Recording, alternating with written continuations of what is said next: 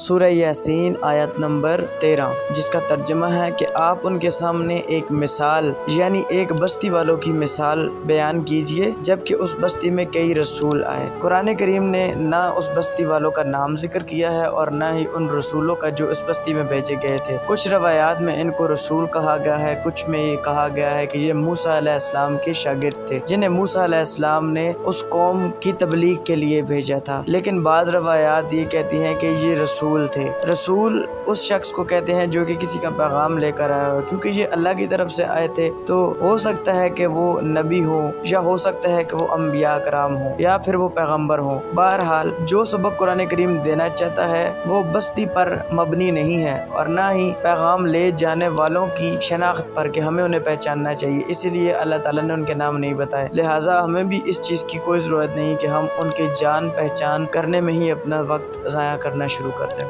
پھر اللہ تعالیٰ آیت نمبر 14 اور 15 میں کہتے ہیں کہ جب ہم نے ان کے پاس 2 کو بھیجا سو ان لوگوں نے اول تو دونوں کو جھٹلایا، پھر ہم نے تیسرے کی تائید کی سو ان تینوں نے کہا کہ ہم تمہارے پاس بھیجے گئے ہیں اللہ کی طرف سے، اور ان بستی والے لوگوں نے کہا کہ تم تو ہماری طرح معمولی آدمی ہو اور رحمان نے کوئی چیز نازل نہیں کی، تم نرا جھوٹ بکتے ہو۔ پھر ان رسولوں نے کہا کہ ہمارا پروردگار جانتا ہے کہ بے شک ہم تمہارے پاس بھیجے گئے ہیں اور ہمارے ذمے تو صرف واضح طور پر پہنچا دینا ہے۔ کیا پہنچا دینا ہے؟ اللہ کا پیغام۔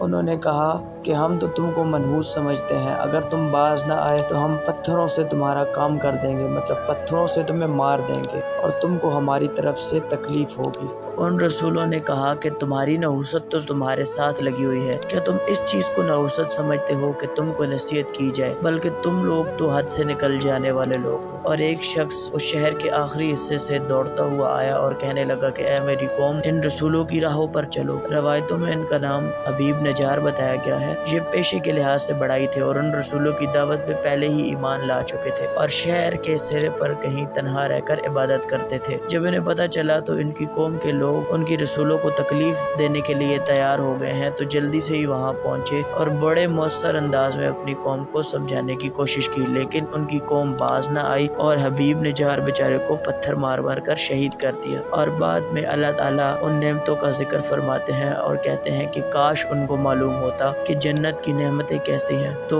ہرگز ایسا نہ کرتے۔ پھر آیت نمبر 28 اور 29 میں اللہ تعالیٰ ان کے عذاب کا ذکر فرماتے ہیں۔ وہ کچھ اس طرح سے فرماتے ہیں کہ اس کے بعد ہم نے اس قوم پر آسمان سے کوئی لشکر نہ اتارا اور نہ اس طرح ہم اتارا کرتے ہیں، وہ تو صرف ایک زور کی چیخ تھی کہ یکا یک وہ سب کے سب بجھ بجھا گئے۔ یعنی اس ظالم اور نافرمان قوم کو ہلاک کرنے کے لیے ہمیں فرشتوں کو کوئی لشکر آسمان سے اتارنے کی ضرورت نہیں، بس ایک ہی فرشتے نے ایک زوردار آواز نکالی اور اسی سے ان کے کلیجے پھٹ گئے اور پوری قوم ہلاک ہو کر ایسی ہو گئی جیسے آگ بجھ کر راکھ کا ڈھیر بن جائے۔ یہ تھا اس قوم کا عذاب۔ اگر آپ کو یہ ویڈیو پسند آئی ہے تو لائک، شیئر اور سبسکرائب کریں اور فالو کریں ہمیں فیس بک، یوٹیوب اور انسٹاگرام۔